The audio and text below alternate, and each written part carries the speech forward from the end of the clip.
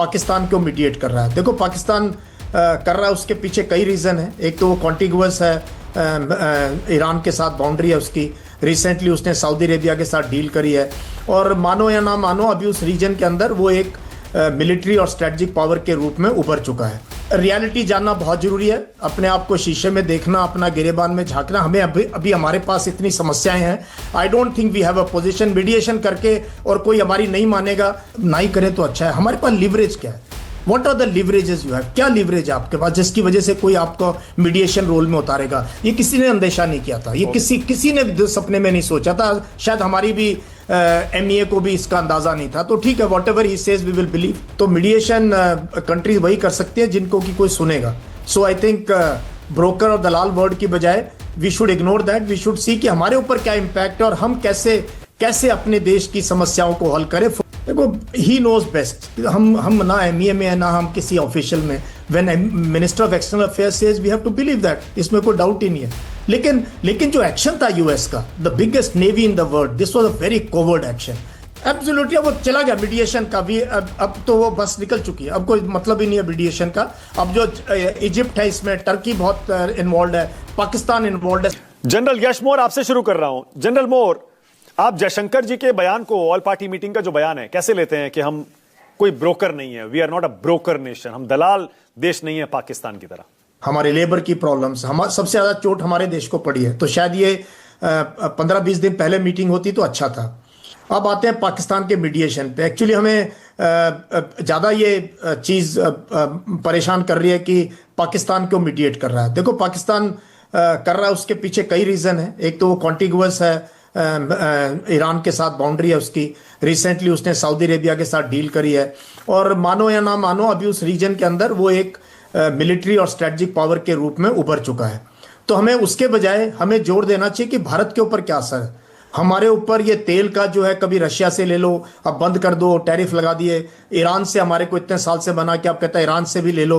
मतलब हमारी जो स्ट्रेटजिक ऑटोनॉमी है, हमारी जो पोजीशन है, और जिस प्रकार से हमने इस लड़ाई को देखा, हमने एंटिसिपेट नहीं कर पाए।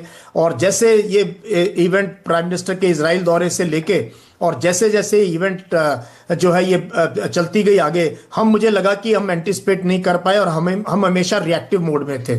तो इसलिए शायद दलाल वर्ड गलत है, ब्रोकर वर्ड।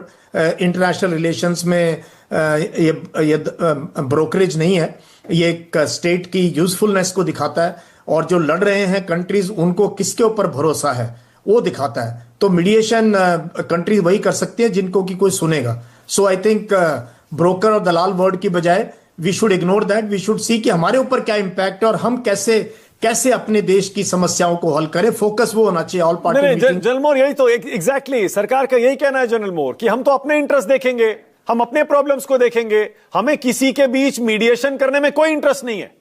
जिनको करना है वो करें, जिनको ब्रोकर बनना है वो बने। यही जयशंकर जी कहना चाह रहे हैं। भारत सरकार का इंटरेस्ट अपने लोगों का, अपने देश का इंटरेस्ट बचाने में है। नहीं, वो ठीक है, लेकिन डिप्लोमेसी में ऐसे शब्द कम इस्तेमाल होते हैं। और दूसरा, हमें क्लियरली हो जाना चाहिए, क्योंकि सबने कंडेम किया। स्पेन के प्राइम मिनिस्टर ने तो फिर से कंडेम किया है, और वर्ल्ड के लीडर्स कंडेम कर चुके हैं। सऊदी अरेबिया ने, पाकिस्तान ने, बांग्लादेश ने, सबने कंडेम किया Israel US attack on Iran. Unequivocally सब देशों ने कंडेम किया, हमने नहीं किया। हम क्यों नहीं कंडेम कर रहे, मुझे समझा। पार्लियामेंट में एक रेजोल्यूशन तो ला ही सकते थे, अपोजिशन से ही कह सकते थे तुम मूव करो रेजोल्यूशन, हम सेकंड कर देंगे उसको। जनरल एक सेकंड, कौन कौन से देशों ने कंडेम किया सर? जर्मनी ने कंडेम किया, स्पेन ने कंडेम किया, पाकिस्तान ने कंडेम किया, सऊदी अरेबिया ने कंडेम किया, सभी देशों ने। सऊदी अरेबिया, जनरल एक सेकंड, सऊदी अरेबिया तो करेगा ना सर? नहीं, बट ये देखो, आप कौन सा देश है जो नहीं करेगा इसको कंडेम? रशिया ने किया, चाइना ने किया, because it was a blatant use of military power, जिसका कोई मतलब नहीं था। 27 तक बातचीत चल रही, 28 को अटैक कर दो। तो I think as a BRICS chair also हमारा फर्ज बनता था इसको कंडेम करना। वो वी मिस दैट बस।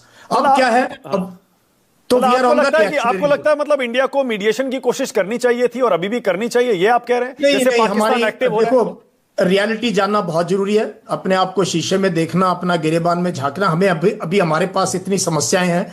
आई don't think we have a position mediation करके और कोई हमारी नहीं मानेगा। हमें देखना चाहिए कि हम अपने गरीब लोगों की मुसीबतों को कैसे हल कर सकें और कैसे ये ऑयल पे हमारी जो डिपेंडेंस है, स्टेट ऑफ हॉर्मूज पे हमारी जो डिपेंडेंस है, मिडल ईस्ट पे डिपेंडेंस है, कितनी जल्दी लड़ाई खत्म हो। हमारा सारा जोर इस पे होना चाहिए कि हम प्रेशराइज करें कि लड़ाई जल्दी खत्म हो। बिकॉज़ हमारे लिए संकट बहुत गहराता जा रहा है। ओके, मतलब आप जनरल मोर ये कह रहे हैं कि अब सरकार का जो स्टैंड है आप उससे अग्री करते हैं, इत्तेफाक रखते हैं कि अब मीडिएशन में हमको नहीं पड़ना चाहिए, हमको अपना इंटरेस्ट देखना चाहिए।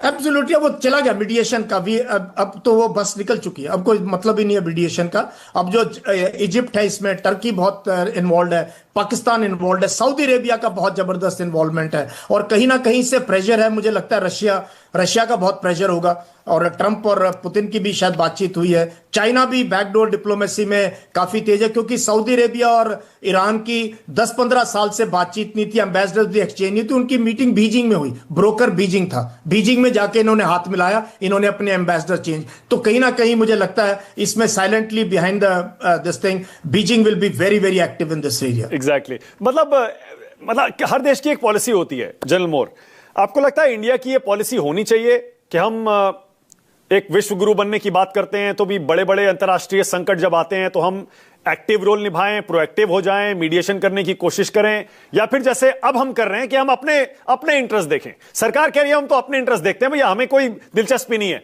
किसी के बीच पड़ने की या किसी का सीज फायर करवाने में। देखो, मानक लिवरेजेस नहीं है ये। अब दार्शनिक बातें रहने ना ही करें तो अच्छा है। हमारे पास लिवरेज क्या है? What are the leverages you have? क्या लिवरेज है आपके पास जिसकी वजह से कोई आपको मीडिएशन रोल में उतारेगा? या तो हम G20 को यूज करते, या अभी हम ब्रिक्स की चेयर है तो हमारा एक मॉरल अथॉरिटी बनती, हम कर सकते थे। या हमारे ईरान के साथ और इनके साथ इतने अच्छे संबंध होते कि हमारी बात मानते, कहते हाँ आ जाओ मीडिएशन के लिए। So I don't think we have built that kind of rapport with warring nations, चाहे वो रशिया यूक्रेन हो या यहां पर हो या गाजा के युद्ध में। तब भी तो आई थिंक वक्त आएगा जब हम एक नहीं जनरल मोर, मैं अभी भी, आप मेरा जवाब नहीं दे रहे, या तो आप मेरा सवाल समझ नहीं रहे सर, या आपको भी लगता है कि ये थोड़ा सा कठिन जटिल सवाल है। मैं कह रहा हूं हम हिंदुस्तान की फॉरेन पॉलिसी क्या होनी चाहिए? कोई बड़ा संकट आए, दो देश लड़ें, हमको एक बड़े देश के नाते, दुनिया की चौथी सबसे बड़ी इकोनॉमी के नाते, हमको उसमें मीडिएशन की कोशिश करनी चाहिए या फिर हमको अपना इंटरेस्ट देखना चाहिए?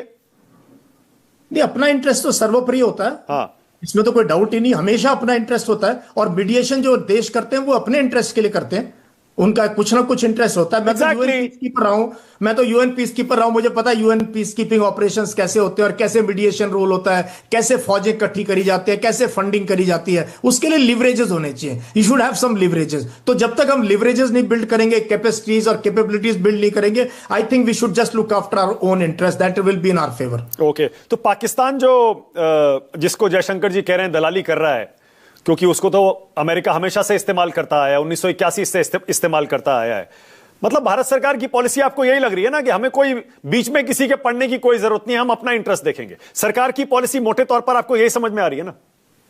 अभी तो सरकार के पास ऑप्शन भी यही है ना कि क्योंकि हमारे पास संकट बहुत गहरा है, मीडिएशन में हम अपनी एनर्जी ना, वही मैंने बात की, वो बस निकल चुकी है। अब तो हमें ये देखना है कि कितनी जल्दी ये लड़ाई बंद हो, स्टेट ऑफ हॉर्मुज से हमारी शिप्स आना शुरू हो। हमारे पास क्रूड तो फिर भी है, मेरे को लगता है 60,000 दिन का, बस गैस का संकट बहुत गहराता जा रहा है और आगे फर्टिलाइजर का। अभी हमें सोचना चाहिए 2-3 महीने बाद क्या होगा, तब हमारे पास फर्टिलाइजर्स की क्या पोजीशन। लेकिन आज तो जनरल मोर राक्षी साहब ने भी कह दिया, उन्होंने कह दिया कि फ्रेंडली नेशंस के लिए स्टेट ऑफ हॉर्मुज खुला हुआ है। उन्हें 5 देशों के नाम भी ले दिए, उसमें हिंदुस्तान का भी नाम है।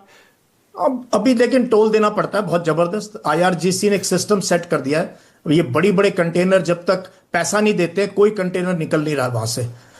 एक सिस्टम सेट हो गया, अब ये चलेगा, चाहे अमेरिका जो मर्जी लड़ाई का दौर निकले आगे, but the system of collecting toll at strait of Hormuz, अब IRGC काफी पैसे ईरान कमा रहा है इस चीज से, और एंड वाई नॉट। ओके, एक सवाल और जनरल मोर, आपने अभी कहा ना कि वो देखो, ही नोज बेस्ट। हम ना MEA में है ना हम किसी ऑफिशियल में। When minister of external affairs says we have to believe that, इसमें कोई डाउट ही नहीं है। लेकिन लेकिन जो एक्शन था यूएस का, the biggest navy in the world, this was a very coward action. ये बिल्कुल डरपोक टाइप का एक्शन था। आपने वो सैनिक आए हुए थे यहाँ परेड के लिए और आपने उनको बिना किसी वार्निंग के, और even on high seas when you sink a ship you are suppose to rescue the soldiers, इन्होंने एक दिन तो डिले किया। तो I think we should condemn the action, we should have condemned the action. हाँ, उन्होंने नहीं माना, ये बात जरूर माननी चाहिए। अगर एक्सटर्नल अफेयर्स मिनिस्टर कह रहे हैं हमारे पास, तो we should believe the government of the day, why not. भैया, इजराइल जो है वो हमारा सबसे ट्रस्टेड डिफेंस और टेक्नोलॉजी का सोर्स है, पार्टनर है।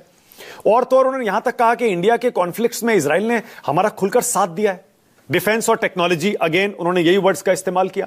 फिर यूएस हमारा सबसे बड़ा ट्रेडिंग पार्टनर है और हाईटेक का बड़ा सोर्स भी है।